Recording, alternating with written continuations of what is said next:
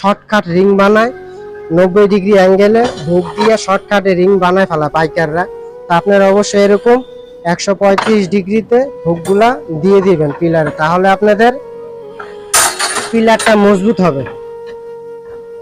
এগুলো আপনাদের 3 থেকে 4 ইঞ্চির ভিতরে দেওয়া, যেরকম আমাদের এই যে দেখেন ছোট একটা টাই রিং। এই টাই রিংটা হচ্ছে গিয়া এই যে এই রিংটার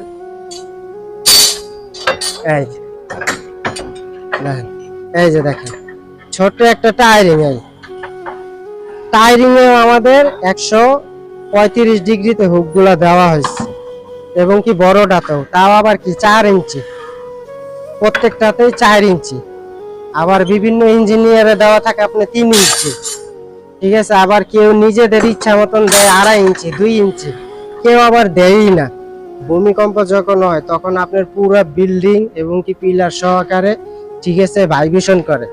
ভাইব্রেশনের ক্ষেত্রে যখন এই হুকগুলা যদি না দেওয়া হয়, ঠিক আছে, তাহলে কিন্তু আপনার পিলার যে কোনো সময় ফাটন ধরতে পারে।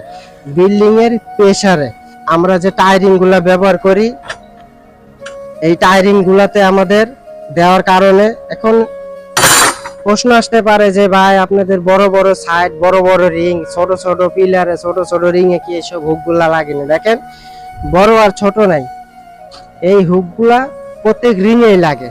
দেখা গেছে আপনি একটা ছোট পিলার দিচ্ছেন, তো পিলারে তো লোডটা অবশ্যই আসবে না। তো লোডটা যদি অবশ্যই এসে থাকে তাহলে কিন্তু আপনার অবশ্যই এই হুকগুলা দিতে হবে।